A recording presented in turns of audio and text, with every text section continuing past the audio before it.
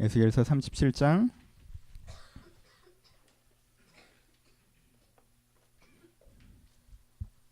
1절로 14절 말씀입니다. 에스겔서 37장 1절에서 14절 말씀.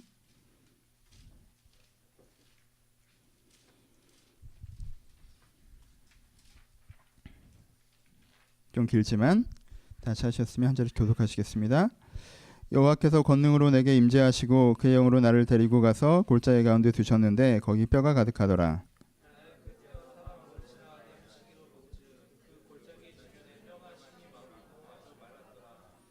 그가 내게 이르시되 인자의 뼈들이 능히 살 수 있겠느냐 하시기로 내가 대답하되 주 여호와여 주께서 아시나이다.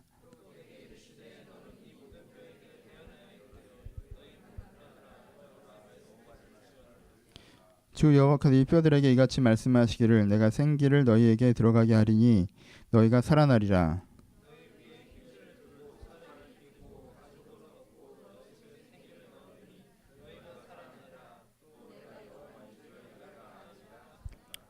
이에 내가 명령을 따라 태어나니 태어날 때 소리가 나고 움직여 이 뼈 저 뼈들이 이 젖뼈가 들어맞아 뼈들이 서로 연결되더라.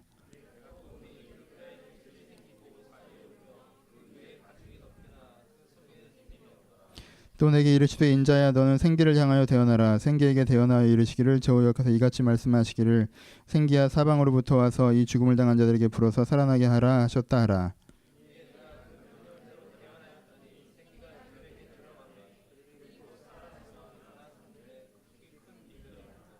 또 내게 이르시되 인자의 뼈들은 이스라엘의 온 족속이라. 그들이 이르기를 우리는 우리의 뼈들이 말랐고 우리의 소망이 없어졌으니 우리는 다 멸절되었나이다 하느니라.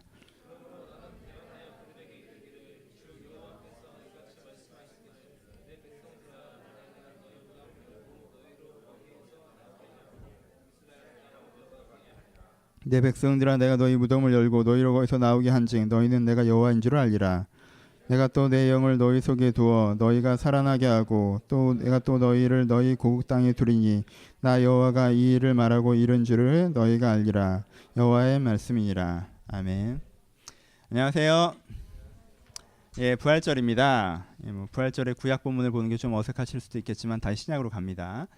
사실 우리는 매주 부활절을 드린다는 건 알고 계시죠? 우리는 안식 후 첫날, 주일, 그래서 사실 부활의 날을 매 주일 경험합니다. 그러니까 사실 1년에 52번 모여서 드리는 모든 예배가 사실은 정식방식은 부활절이 될 것입니다.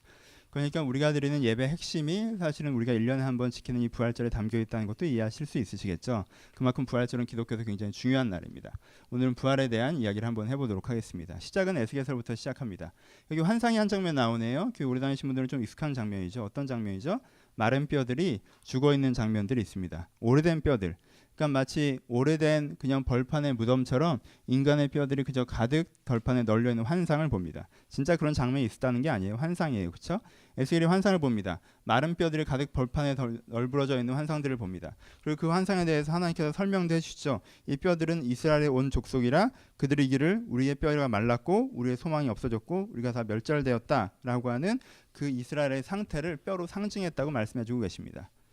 그러니까 이 뼈는 뭘 상징하는 것입니까? 유다의 멸망을 상징하는 것이죠. 망해버린 나라 유다, 현재 유다의 상태를 마른 뼈로 보여주고 있는 것입니다. 그럼 마른 뼈의 의미를 더 생각해 봅시다. 마른 뼈가 유다의 멸망이라면 유다의 멸망의 의미를 생각하는 것으로 마른 뼈의 의미를 알 수 있겠죠.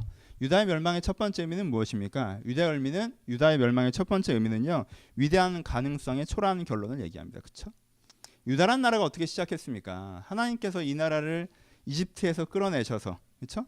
광야에서 훈련시키셔서, 그리고 요단강을 건너 들어가게 하시면서 무슨 꿈을 꾸셨어요? 대안적인 나라를 만들겠다고 하셨죠. 세상에 한 번도 없었던 나라.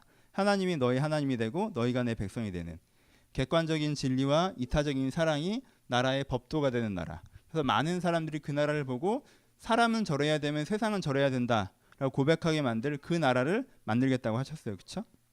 그것이 하나님께서 지금 유다를 보셨던 뭐예요? 위대한 가능성이죠. 이런 나라를 만들겠다고 시작하셨습니다. 근데 결론이 어떻게 되죠? 초라한 결론으로 끝나는 것을 우리가 볼 수가 있습니다. 그렇죠? 초라한 결론.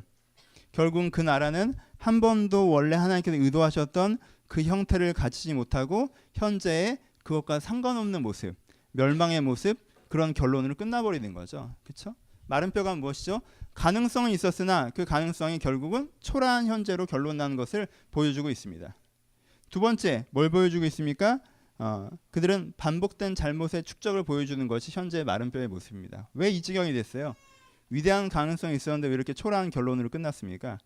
이 사람들은요, 이 400년 동안 있었던, 아니죠, 그보다 훨씬 더 긴 기간으로 표현한 게 맞겠죠. 하지만 국가적인 정치성을 가졌던 건 400년 동안 있어서 수많은 기회들이 있었습니다. 그렇죠? 수많은 기회들이 있었어요. 이 나라가 제대로 된 형태가 될 수 있는 정말 많은 기회들을 갖고 있었습니다. 근데 그 기회들을 낭비하고, 그렇죠? 그 기회들에서 실수하고, 그 기회들에서 잘못된 선택들을 하고, 기회란 사실도 자각하지 못한 상태에서 기회들을 그저 낭비해버렸던 시절, 잘못된 기준을 갖고 있어서 그가 실수했던 시절들, 그리고 아예 다른 기준을 가져서 잘못된 선택들로 했던 그 모든 선택의 결과물이 오늘 유다의 현재가 되는 거죠. 그렇죠? 그러니까 이 마른 뼈는 뭘 상징합니까? 내 인생에 있었던 끝없는 기회 속에서 내가 반복적으로 했었던 잘못의 축적을 상징합니다. 그렇죠? 마른 뼈는 뭘 상징해요? 마른 뼈는 무엇보다도 이들의 이 그지 같은 인격, 초라한 인격을 상징합니다. 그렇게 반복된 실수를 할 수밖에 없었던, 위대한 가능성이 초라한 결론을 날 수밖에 없었던 이유는 뭡니까? 이들의 초라한 인격, 이들의 그지 같은 인격 때문이에요. 어떤 인격이에요? 뭔가 무엇이 진짜 맞는지 제대로 고민해 보지 못하고, 바른 판단을 내릴 수 있음에도 불구하고 그 판단의 기준을 세우지 못하고, 자기가 대충 세운 기준으로 인생을 판단해 갔던 그들의 무지함입니다. 그렇죠? 그리고 진정으로 하나님께서 나에게 원하시고 내가 진정으로 원하는 내 인생의 변화를 추구하지 않고, 진짜 내 전인격이 원하는 추구는 하지 않는 상태에서 정말 순간순간 내가 원하는 것에만 민감하게 반응했던 내 무능한 의지에 대한 부분이에요. 그리고 마음을 지키라고 그렇게 얘기하셨는데, 따뜻하고 선하고 의로운, 따뜻하고 다정한 그 모든 긍정적인 마인드, 그런 마음, 그런 감정들은 내 안에 잘 지켜내지 못하고 뭔가 두렵고 뭔가 즐겁고 뭔가 자극적인 감정들에 휩쓸리느라 내 마음을 지켜내지 못하고 이래저래 떠돌아다녔던 그런 초라한 내 감성에 대한 부분입니다. 그렇죠? 이들한테는 뭐가 문제예요? 뭐가 이들의 마른 뼈입니까? 궁극적으로는 이들의 초라한 인격이 이들의 마른 뼈입니다. 이스라엘답지 않았던 이스라엘. 이들에겐 기회도 있었어요. 능력도 있었죠. 하나님도 계셨습니다. 그런데 그 위대한 기회가 초라한 결론으로 끝납니다. 그 수많았던 기회들은 한 번도 제대로 살려지지 않습니다. 그런 모든 동기부여, 그 모든 기준에는, 그 뿌리에는 뭐가 있어요? 이 사람들에게 있었던 그 초라한 인격이 있습니다. 무엇이 그들의 마른 뼈예요? 그들의 초라한 인격이 그들의 마른 뼈입니다. 마지막으로 무엇이 그들의 마른 뼈입니까? 그래서 그 초라한 인격 때문에 결국은 내 가운데 있는 부담의 일상, 의무의 일상, 지고 가는 일상, 마치 노새가 자기의 짐을 끌고 가는 것처럼 내 일상을 지고 가야 되는 초라한 일상이 그들의 마른 뼈죠. 그렇죠? 바벨론에 끌려왔어요. 이젠 내가 자의적으로 뭔가 해낼 수가 없습니다. 목적을 바라보고 추구할 수도 없어요. 난 이미 결정된 대로 하기도 바빠요. 내가 무엇을 할지는 내가 정하지 않습니다. 바벨론의 그 주인들이 정하는 거죠. 그렇죠? 내가 어디 살지, 어떻게 해야 되는지 그들이 결정합니다. 그러니까 내 인생은 어때요? 그들의 결정대로, 세상의 결정대로 그저 따라가야만 하는, 그들과 세상의 결정에 따라서 수동적으로 움직일 수밖에 없는, 그래서 진짜 내 인생이라고는 잊어버린, 환경에 휩쓸려버린 초라한 현재를 갖고 있는 것, 그것이 그들의 마른 뼈입니다. 그렇죠? 에스겔이 보여주는 마른 뼈라고 하는 건 그냥 지금 이 순간에 이스라엘 백성을 얘기하는 거예요. 유다 백성을 얘기하는 거예요. 지금 이 순간에 유다 백성이라고 하는 건 놀라운 가능성을 갖고 있음에도 이지경이 돼버린 내 모습을 바라보는 것이며, 내가 수많은 기회가 있었음에도 불구하고 그 기회를 다 날려버리고 이제는 초라한 이 현재에 서 있는 것이며, 그 모든 것들을 만들어버린 것이 상황이 나를 그렇게 만드는 것이 아니라 내가 다 자초하는 거에서 내 어리석은 기준과 내 절제되지 않는 감성과 내 의지, 내 능력 없는 의지들이 결국 나를 이렇게 만들어버린 것이고, 그래서 나는 이제는 지고 가는 삶, 의무의 삶, 감당해야 되는 일상밖에 남아있지 않은 것, 그것이 뭐예요? 그들의 마른 뼈라는 것입니다. 그럼 마른 뼈가 살아난다는 것은 무엇입니까? 그렇죠? 마른 뼈가 살아난다는 건 무엇입니까? 지금 이 마른 뼈가 살아날 것이라고 얘기하는 것이 이 이야기의 핵심입니다. 지금 11절에 얘기하죠. 인자의 뼈들이 이스라엘 족속이라. 그들이 이르기를 우리는 뼈들에 말랐고 우리의 소망이 없어졌고 우리는 다 멸절되었다. 그러므로 너는 대언하여 그들에게 이르기를 내 백성아, 내가 너희 무덤을 열고 너희로 거기서 나오게 하고 이스라엘 땅으로 들어가게 하리라. 지금 누가 무덤에 있다는 건 이 마른 뼈들, 이 사람들의 상태가 무덤에 있는 상태라는 거죠. 근데 지금 하나님께서 뭐라고 얘기하시는 것입니까? 그 무덤이 열릴 것이고 네가 다시 하면 어떻게 될 것이다. 마른 뼈에 살이 붙고 줄기가 붙고 마른 뼈가 다시 하면 어떻게 되는 거, 힘줄이 붙어서 가죽이 붙으면서 생기를 얻을 것이라고 얘기하는 거죠. 그럼 그게 어떤 이미지예요? 그 이미지 갖고 있는 의미가 무엇입니까? 의미는 이미 얘기했죠. 그 반대겠죠. 여기가 끝이 아니라는 거예요. 위대한 가능성이 초라한 결론으로 나는 게 아니라는 거예요. 여기도 그 가능성을 이루어가는 과정이라는 것입니다. 하나님께서 그렇게 얘기하시죠. 이젠 유다라는 건 끝나서 바벨론 땅에 편입시켜버릴 거야? 아니죠. 유다라는 게 단단하지 못하니까 바벨론 속에 집어넣어서 바르는 가치를 단련하고 연단해서 다시 돌아오게 할 거야가 하나님의 뜻이죠. 그렇죠? 그러니까 여기는 어디예요? 끝이 아니라 과정이죠. 위대한 가능성은 여전히 유다 가운데 있습니다. 위대한 가능성은 여전히 이들이 품고 있어요. 그러니까 두 번째, 그러니까 이들은 어디에 서 있습니까? 이들은 그러니까 기회에 서 있는 거죠. 그렇죠? 이들은 기회에 서 있습니다. 수많은 기회들을 다 날려버리고 이제 기회가 끝난 상황에 있는 것들이 아니에요. 이들은 여전히 기회에 서 있습니다. 지금 오늘도 기회예요. 바벨론에 끌려왔지만 내가 제대로 살아갈 수 있는, 변화될 수 있는 기회 가운데 서 있다는 것입니다. 그렇죠? 그리고 세 번째, 무엇보다 이들 가운데 다시 살아나는 것은, 그래서 하나님께 우리의 뭘 살리신다? 우리의 영혼을 살리신다. 다른 표현은 우리의 인격을 살리신다. 하나님께서 우리의 인격을 살리실 거예요. 이제는 우리가 엉뚱한 판단들을 내리는, 내가 알지도 못하면서 뭔가 안다고 생각하고 잘못된 판단을 지속적으로 내려가는 사람들이 아니라 내가 진짜 무엇이 맞는지 주로 말미암아 알아서 그것이 내 인생의 기준이 되어서 그것으로 말미암아 결정을 판단하는 새로운 인격이 될 거예요. 이제까지는 내가 진짜 내가 해야 되는 거에는 열정을 받지 못하고 진짜 내가 원하는 삶 가운데는 능력을 받지 못하고 내가 순간 원하는 것, 사실은 원하지 않는 것, 한 달이 지나면 후회할 것들에 내 인생의 열정들을 바쳤던 것들에서 걸어 나와서 이제 내가 진짜 원하는 삶 가운데 내 인생을 바치는 참된 의지의 삶, 능력 있는 삶, 이 의지의 인격, 우리 가운데 살리신다는 거예요. 우리 가운데 정서의 인격을 살리십니다.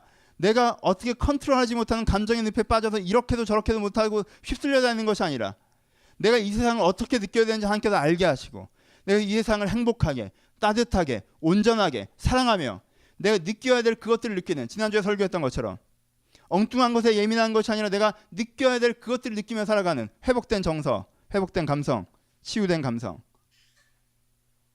이게 마른 뼈가 살아나는 것입니다. 제대로 된 이스라엘이 될 거라는 거예요. 뭔가 제대로 판단하고 바른 것들을 추진하며 그 가운데 있는 슬픔들을 기쁨으로 바꾸어 나가면서 제 대신 화관을 내게 슬픔 대신 기쁨을 다시 한번 허락하신 그 여호와로 말미암아 앞으로 나아가는 그 일들이 이들 가운데 이루어질 거라고 하는 것입니다. 그렇죠? 이게 이들 가운데 마른 뼈가 살아나는 것입니다. 무엇이 이것을 이룬다고 하셨습니까? 여호와의 영이 이것들을 이룬다고 하셨습니다. 내 영을 너희 속에 두어라고 얘기하시죠. 생기야 불어 그들 가운데로 들어가라 라고 얘기하십니다. 무엇입니까? 하나님의 영이 이들을 이렇게 다시 한번 바꾼다고 하셨어요. 너희가 하나님을 다시 한번 만나는 것들을 통하여서, 주와 교감하는 것들을 통하여서, 내 영이 너희 속에 있는 것들을 통하여서 너희가 이렇게 살아날 수 있다라고 하는 거죠. 죽어있는 상태, 살아난 상태, 살릴 수 있는 그 방법, 그것을 얘기하는 것이 바로 이 에스겔의 환상입니다. 에스겔의 환상은 역사의 과거적인 사건을 얘기하는 것이 아니에요. 에스겔의 환상은 그저 되게 신비한 사건, 진짜 마른 뼈가 딱딱딱딱 붙어서 어떻게 되는 것을 얘기하는 것이 아니라는 것입니다. 에스겔의 환상은 막연히 지금 힘들지만 나중에 잘 될 거라고 얘기하는 게 아니에요. 에스겔의 환상은 진짜 우리 가운데 있는 내적인 것들이 어떻게 변할 수 있는가에 대한 것들을 얘기하고 있습니다. 여러분들은 어떻습니까? 이 환상이 나에게도 해당되는 이야기입니까? 여러분들은 에스겔의 환상을 갖고 있습니까? 에스겔의 환상은 두 가지 액센트가 있습니다. 하나는 심각한 문제의식과 완벽한 소망입니다. 오케이? 제가 뭐 마른 뼈예요. 저 웬만해요. 괜찮아요. 뭐 이게 꼭 죽었다고 할 수 있나요? 다들 이러고 사는 건데. 마른 뼈로 살아가는데 마른 뼈인지 모르는 바벨론에 적응한 이스라엘 백성, 유다 백성들처럼. 이게 뭐 어떠냐고. 다들 그러고 사는 거라고. 우리만 그러냐고. 원래 속국은 편입되면 이런 식으로 고생스럽게 사는 거라고. 들여다보면 그 속에 작은 행복들이 있다고. 내가 옆 사람보다 좋은 땅을 얻은 거, 옆 사람보다 좋은 집에 사는 거, 내가 이번에 장사가 좀 잘 된 거, 내 인생에 작은 행복들이 있다고. 난 그걸 추구하며 살겠다고. 자기가 마른 뼈라고 인정하지 않는 사람들 거기 있었을 것입니다. 자기의 마른 뼈대미 몸부림치게 아프지만 이것이 살아날 것이라고 믿지 못하는 사람도 있었을 거예요. 모든 것은 끝났고 모든 기회는 끝났으며 그것은 바로 나 때문이고 내가 그것을 다 알고 있어서 결국 내가 이런 형벌 같은 삶을 살고 있는 것이다. 다 안다 나도 내가 잘못한 걸. 그래서 내가 이 형벌 같은 삶을 그냥 살면 되는 거 아닌가. 변할 수 있다고요? 아니요. 변할 수 없어요. 왜? 이미 너무 많은 기회를 놓쳤고 이미 너무 많은 길들을 왔고 아무것도 나아지지 않을 거라고 얘기하는 사람이죠. 여러분은 에스겔의 환상을 갖고 있습니까? 에스겔의 환상이 없는 사람들은 이런 사람들입니다. 심각한 문제의식 없이 사실 자기 인생이 비참한 걸 스스로 알면서도 자기 자신에게 설득하기 바쁜 사람. 괜찮아. 살만해. 다들 그러는 거야. 자기 인생에 심각한 문제가 있다는 걸 알면서도 그게 바뀌어야 된다는 걸 알면서도 바뀔 수 있다는 걸 믿지 않는 사람. 그래서 인생을 더 비참하게 느끼는 사람. 이것이 에스겔의 환상이 없는 사람들입니다. 에스겔의 환상은 우리에게 던져주는 환상입니다. 여러분 두 가지를 가십시오. 심각한 문제의식과 완벽한 소망을 가셔야 돼요. 우리가 그렇습니다. 어릴 땐 꿈이 있었잖아요. 그렇죠? 어릴 때 그 나이에 좀 더 잘 살 수 있지 않았어요? 잘 살 거라고 생각하지 않았어요? 어때요? 저 요즘 몸이 좀 안 좋아요. 나이 40이 됐더니 막 소화도 잘 안 되고 피로감도 훨씬 빨리 오고 몸도 막 무너지는 것 같고. 전 나이 40이 돼도 이것보단 제가 건강할 줄 알았거든요. 여러분은 어떠셨어요? 20살 때, 15살 때, 10살 때, 5살 때 어떤 꿈을 꾸셨습니까? 어느 정도 되실 거라고 생각하셨죠? 우리는 자주 그 생각들을 합니다. 내가 어릴 때는 이 정도 사람이 될 줄 알았는데 그 정도에 도달해 있지 않은 자기 모습을 보면서 마치 굉장히 많은 것들이 끝나버린 것처럼 생각합니다. 저도 그랬거든요. 전 20살에 소설가가 지망생이었기 때문에 30살쯤 되면 등단을 할 줄 알았고요. 지금쯤 됐으면 요절을 해야 돼요. 그래야지 작품은 영원한 거거든요. 그러면 작가가 40살, 40대까지 살아버리면 그 작품이 아니에요. 천재 중에 모차르트가 90까지 살았다고 생각해봐. 뭔가 안 와닿잖아. 베토벤이 귀 잘 들리고 뭔가 안 와닿단 말이에요. 등단은커녕 원고도 못 썼고 지금 난리가 났는데. 네. 우리는요 어릴 때 내가 기대했던 건 내가 이 정도 살 수 있겠지라고 생각했는데 그것이 안 되면요 되게 많은 것들이 끝나버린 것처럼 생각합니다. 우리는 마른 뼈 같아요. 몇 번의 기회를 놓쳤다고 해서 내게 기회가 사라졌다고 생각합니다. 몇 번의 기회를 놓쳤다고 해서. 몇 번보다 많을 수 있죠. 이 사람들은 400년이었으니까. 아니요. 더 길게 보면 1000년이었죠. 몇 번의 기회를 놓쳤다고 해서 너무 많은 것들이 지나갔다고 생각합니다. 그리고 우리는요. 지금 내 인격이 변화될 거라는 생각들을 잘 못합니다. 이 인격대로 살기는 참 어려운데 기준도 제대로 없어서 판단이 안 되고 정서적 홍수 속에서 이렇게 내 감정이 처리가 안 돼서 맨날 감정이 휩쓸려 다니고 진정한 의지는 내가 참 약하고 난 왜 내가 진짜 원하는 것들을 향해서 움직이지 못하고 내가 원하지 않는 것들을 통해서만 자꾸 이렇게 움직이는지 이러면 안 되는데 이러면 안 되는데 이러면 안 되는 걸 하고 있고 그래서 내 일상을 구성하고 있는 건 참 초라하고 지고 가야 되는 거고 안 할 수는 없는 거고 그걸 하는 이유에 대해서 물어보면 해야 되는 이유를 얘기하는 것이 아니라 하지 않으면 안 되는 이유를 얘기하기 바쁘는 진짜 해야 되는 게 아니에요. 하지 않으면 안 되기 때문에 하는 거예요. 우리는 마른 뼈 같습니다. 이게 묻습니다. 마른 뼈가 살아날 수 있다는 걸 믿으십니까? 부활의 액센트는 여기 있습니다. 여러분 마른 뼈가 살아날 수 있다는 걸 믿으십니까?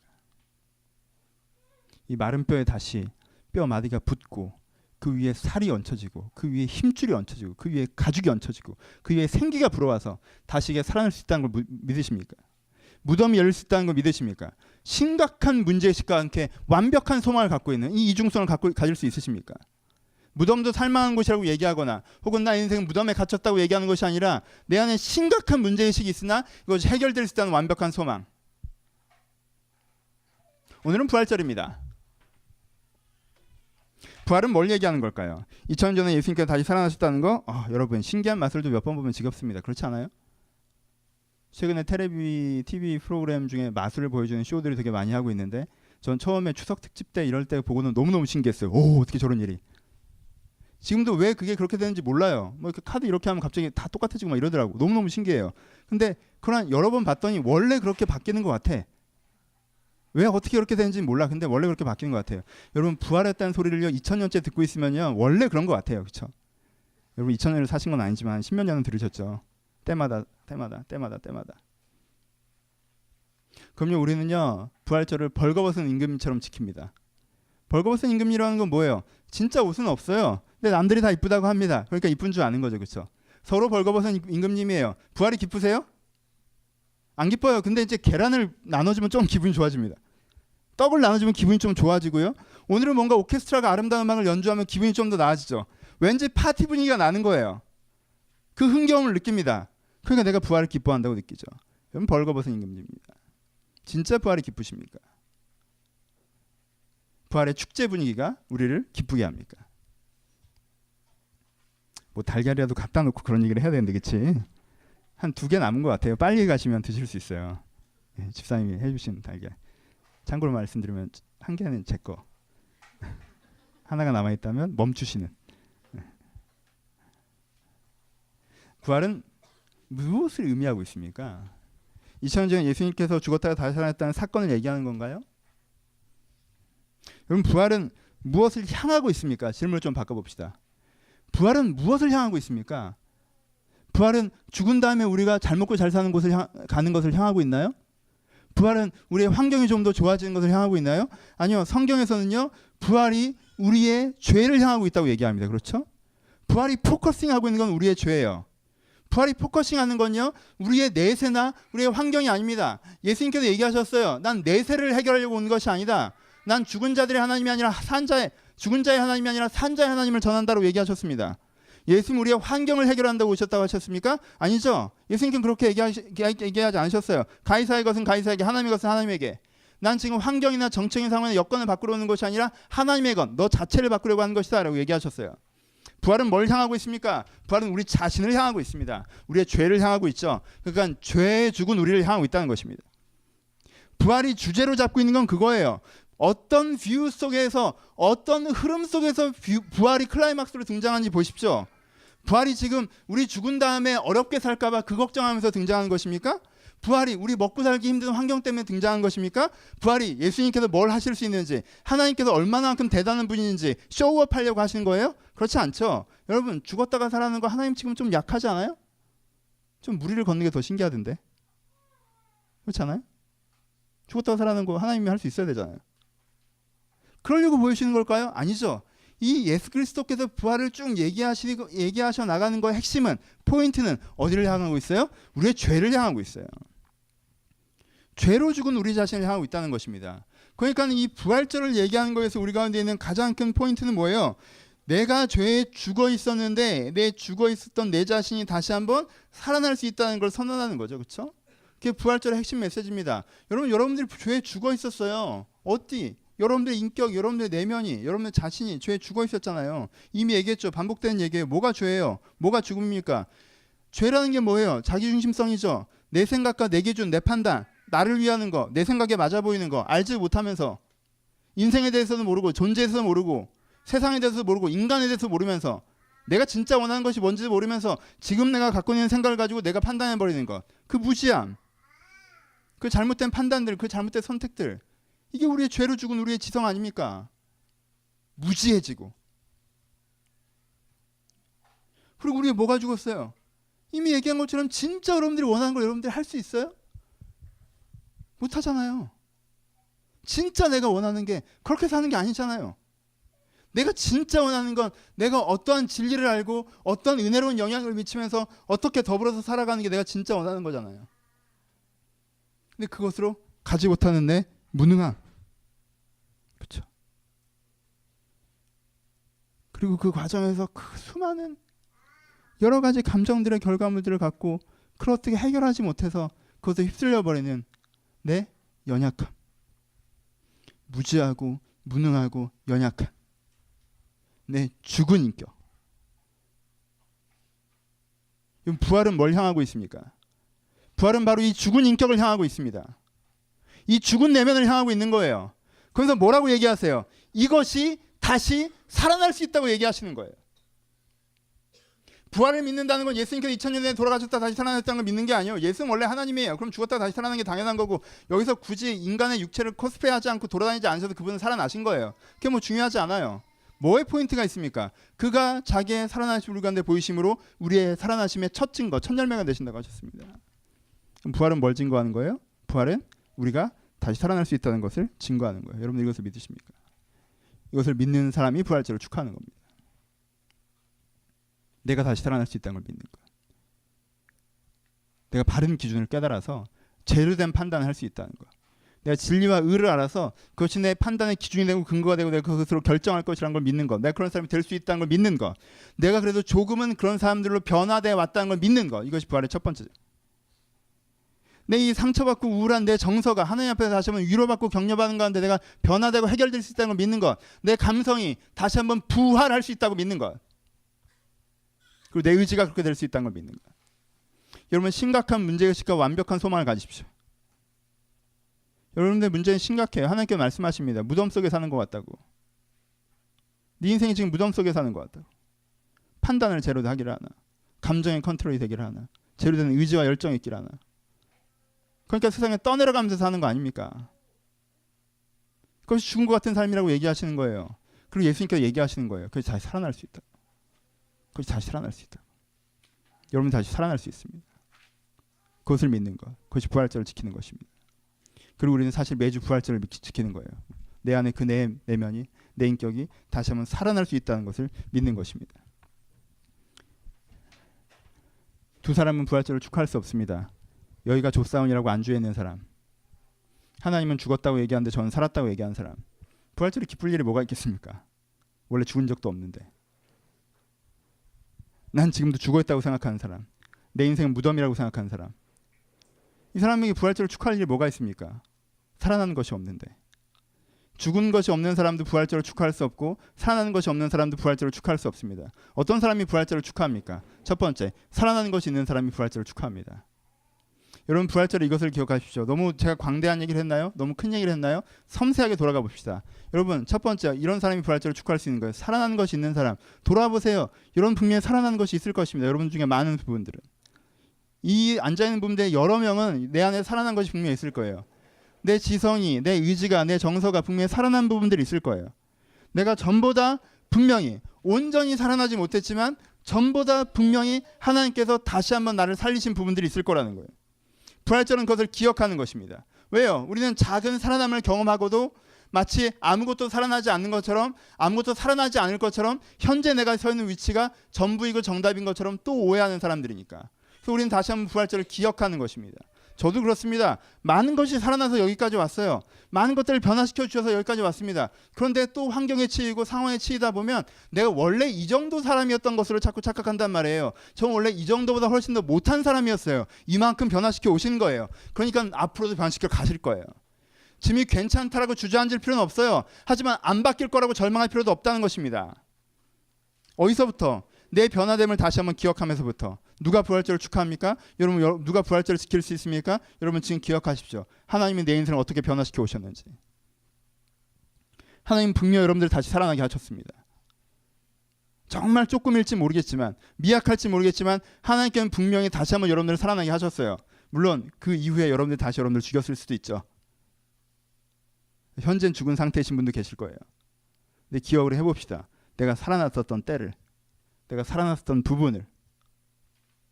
그 기억이 뭘 갖게 할 때 부활절의 의미가 있는 거예요? 소망을 갖게 할 때. 아, 하나님께는 분명 나를 살리셨고 살리실 것이다. 아, 살리셨구나. 그러니까 살리시겠구나. 이 사람이 부활절을 소망할 수 있습니다. 부활절을 축하할 수 있어요. 어떤 사람이 아직 아무것도 살아나지 않았지만 그래도 신이 나를 변화시킬 거라는 막연한 믿음이라도 갖고 있는 사람. 아, 목사님 말 잘 모르겠어. 난 변화되는 게 없는 것 같으니까. 여기 제가 봐도 없는 것 같아요. 여러분들의 일부는 전혀 안 변하셨습니다. 우리 서로 뭐 이렇게 하지 맙시다. 안 변한 건 안 변한 거지 뭐. 그 정도의 미세함이 우리 너무 예민하지 않아요. 그 정도 변한 건 안 변한 거예요. 우리가 그 정도를 갖고 이렇게 감격할 건 아니잖아. 너무 작은 변화야. 아니면 사실 진짜 안 변했던 거야. 그때 여러분들에게 뭐가 부활절을 축하하는 데 의미가 있습니까? 변할 수 있다는 기대죠. 난 정말 이 무덤에서 나와야겠는데.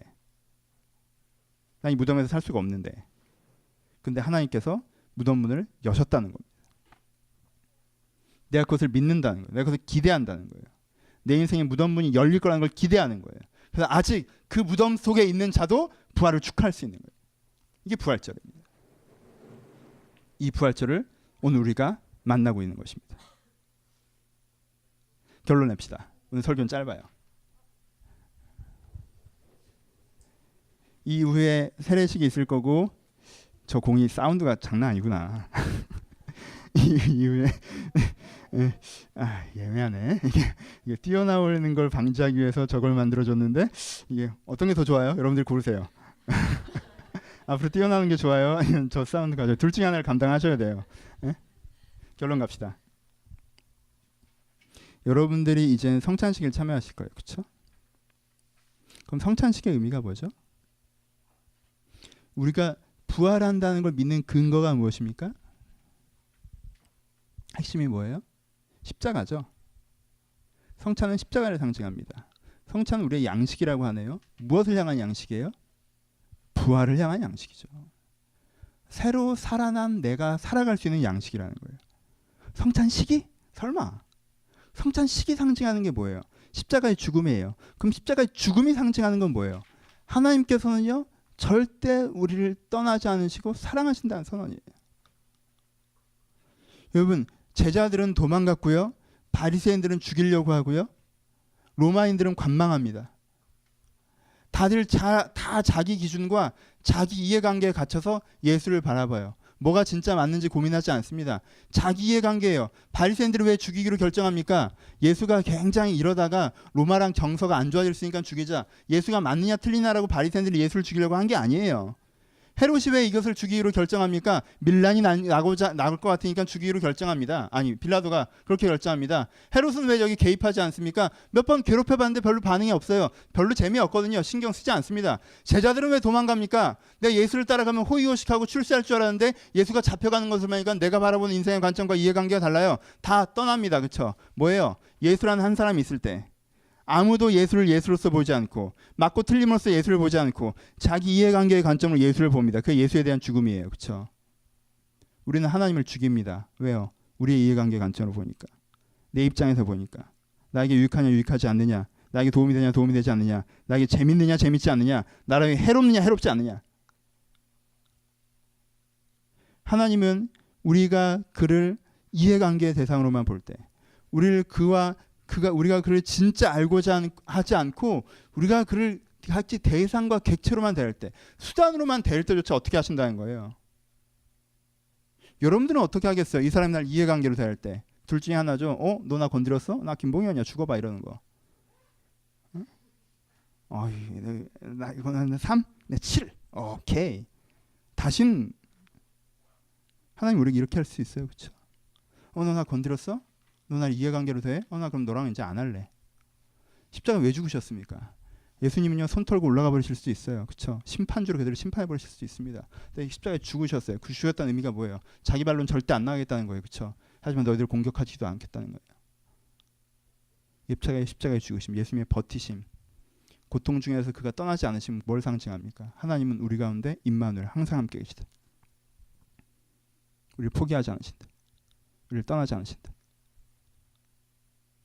우리가 그를 공격할 때라도, 아니 내 이해관계에 빠져서 이들은 공격한다는 생각조차 없어. 내 이해관계에 빠져서 하나님 따위는 관심 없고 내 이해관계에 빠졌기 때문에 하나님을 욕하거나 하나님을 비난하거나 하나님께 무단시하게 바쁠 그때라도 하나님은 여전히 우리 가운데 함께 계시다. 이게 예수가 선언하는 바입니다. 그렇죠? 여러 가지 의미가 있지만 이게 예수가 선언하는 바예요. 그럼 무엇이 우리의 부활을 만들어요? 아까 얘기했죠. 생기가 우리의 부활을 만들죠. 무슨 뜻이에요?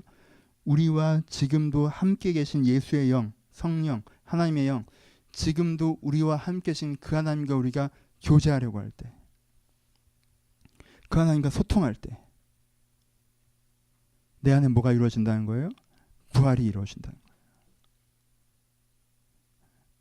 이게 부활절의 기쁜 의미입니다. 하나님과 소통하려고 할 때, 여러분들이 십자가를 믿을 때, 오늘도 그의 살과 피를 먹는 예식에 참여할 때 하나님은 죽기까지 우리를 포기하지 않으신다. 하나님은 분명히 우리를 사랑하신다. 이 사랑이 나의 양식이다. 지금도 나를 사랑하시는 그 하나님과 내가 이야기하고 그 하나님께 듣고 그 하나님께 말하고 그 하나님으로부터 동기부여되고 그 하나님의 인격과 교제하는 것, 그것이 우리를 부활하게 하는 것입니다. 그것이 우리를 무덤에서 걸어나오게 하는 거예요. 그것이 우리를 새 생명을 얻게 하는 것입니다. 하나님과 다시 한번 교제를 시작하는 것, 아니 하나님 나를 사랑하시는 걸 인정하며 다시 그에게 손 내미는 것, 그래서 그의 생각을 들어보니 내 지성이 새로워지고 그의 위로를 받다 보니 내 정서가 새로워지고 그의 마음을 느끼다 보니 내 마음이, 내 심령이 뜨거워지고, 그래서 다시 한번 열정과 다시 한번 위로와 다시 한번 하나님께 주신 비전 속에 서는 것, 그것이 우리를 새롭게 하는 거라는 거예요. 여러분, 그냥 가만히 주저앉아서 그냥 기도를 3시간 해보면 뭔가 뜨거운 것이 치밀어 올라서 내가 다른 사람 되는 게 아니에요. 그렇게 신내림 받듯이 되는 게 아니라는 것입니다. 그래, 잘 된다고 생각해보자, 부활한다고 생각해보자, 살아난다고 믿어보자, 이런 낙관주의를 간다고 여러분들이 변화되는 게 아니에요. 부활한다는 식의 사고방식이 우리를 부활시키는 게 아니라는 것입니다. 우리를 부활시키는 건 살아계신 예수 그리스도, 살아계신 하나님의 그 인격입니다. 이것이 결론입니다. 내가 그 인격과 교제할 수 있는, 그 인격과 소통함으로 내가 새로운 인간으로, 새로운 인격으로 내가 변화되어져 나갈 수 있는가. 하루아침에 되는 것이 아니에요. 하나님과 교제함으로 내가 변화되는 그 서정 속에 설 수 있는, 그 서정 속에 서 있는 사람이라면, 그 서정에 서 있는 사람이라면 아까 제가 얘기한 것처럼 부활을 축하하는 사람이 될 수 있겠죠. 부활을 기대하는 사람이 될 수 있을 것이고. 진짜 말씀을 마칩시다. 두 가지. 첫 번째, 오늘 부활절입니다. 부활 한번 믿어봅시다. 여러분, 핵심적인 싸움을 싸우세요. 교회 다니시죠? 오래되셨죠? 이것저것 다 아시죠? 예수님 부활하신 거 아시죠? 알아요? 아니요. 교회를 다니는 거의 첫 번째 싸움 중에 하나는요, 많은 1차적인 싸움 중에 하나는요, 부활을 믿는가에 대한 싸움이에요. 부활을 믿으십니까? 내가 부활을 믿을 수 있는가에 그 싸움을 싸우셔야 돼요. 여러분, 부활을 믿기로 결단하십시오. 부활이라는 것에 집중하세요.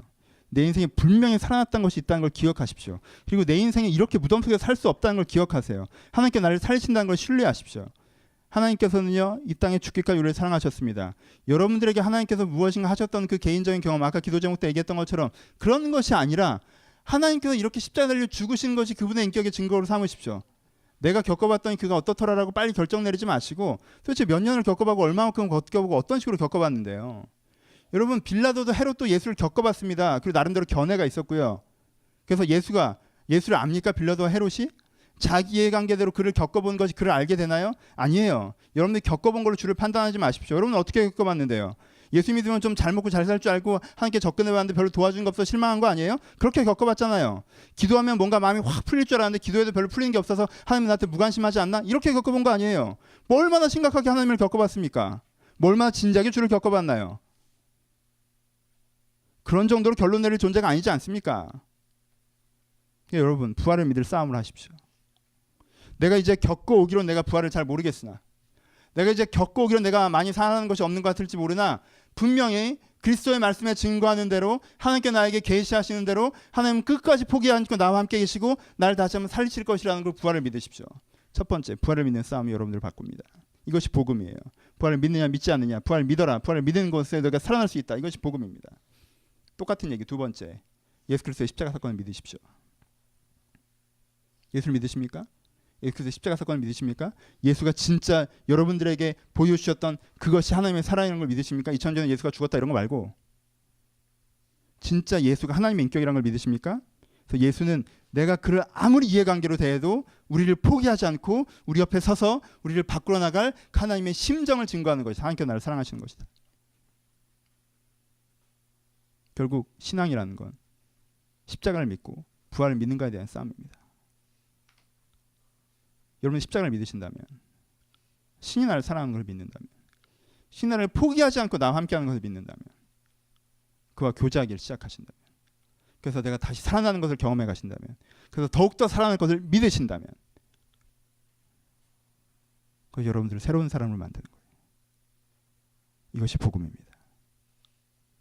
저는 이 얘기를 자주 하지 않습니다. 왜? 너무 어려운 얘기이기 때문에 그래요. 왜? 우리 수준이 이렇게 예수를 믿을 수준이 아니에요, 여러분들. 예수 믿는 건 너무너무 어려운 일입니다. 너무 높은 수준이에요. 여러분, 예수만 믿으면 다 바뀌어요. 예수만 믿으면 구원 받습니다. 예수만 믿으세요, 제발. 우리는 존재의 싸움을 하죠. 그가 진짜 있긴 하는 것인가. 우리는 의의 싸움을 합니다. 하나님이 맞나? 우리는 의지의 싸움을 합니다. 하나님이 그렇게 하시나 이렇게 했으면 좋겠는데.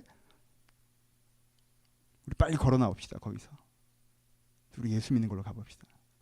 하나님은 진짜 나를 사랑하셔서 나를 이렇게 만들어 가시네. 그걸 믿으시고 부활을 믿으신다면 다시 살아날 거예요. 살아날 수 있습니다. 이게 복음입니다. 2000년 전에 전파된, 우리 가운데 전해지고 있는 이 복음 여러분들 마음에 다시 한번 새겨줬으면 좋겠습니다. 오늘 세례식이 있을 것입니다. 세례식은 출발선에 서는 거예요. 이런 복음의 길에 들어가겠다고 고백하시는 겁니다. 여러분들이 세례식을 보시면서 같은 마음으로 참여하십시오. 나도 저 길을 걷고 있다. 유아 세례를 할 거예요. 여러분 유아 세례의 신비를 보십니까? 없었던 아이가 지금 돌아다닙니다. 얼마나 신기합니까? 없었던 아이가 돌아다닙니다. 이것이 계란을 먹는 의미예요. 그냥 물 같은 거였는데 거기서 병아리가 나오는 거예요. 우리가 전혀 다른 존재가 될 수 있다는 건 믿음이에요. 부활의 믿음의 증거로서 계란을 먹는 겁니다. 병아리가 되는 걸 봐야 원래 부활의 증거가 되는 건데 그걸 자꾸 먹어서 문제가 되긴 하지만 그럼에도 불구하고 그 상징성을 담는 거예요. 유아 세례를 보면서 우리가 느낍니다. 하나님께서 새로운 생명을 보내셨고 나도 저렇게 보내신 것이고 저 어린아이의 인생에 하나님의 계획이 있으신 것처럼 그 계획이 나에게도 여전히 유지되고 있다는 것을 보는 것입니다. 예배는 이어집니다. 예식으로 이어진 오늘의 예배가 있을 터인데 유아 세례, 세례 그리고 성찬식을 통해서 이 십자가의 의미, 이 부활의 의미를 여러분들 마음껏 묵상하면서 새기세요. 부활을 믿는 싸움, 십자가를 믿는 싸움을 여러분들이 싸우시면서 성찬식까지 참여하실 때 여러분 마음 가운데 이미 다시 살아나고 있는 그 은혜를 경험할 수 있을 것입니다. 이 은혜가 오늘 여러분의 선물이 되기를 주님의 이름으로 축복합니다. 같이 기도하시겠습니다.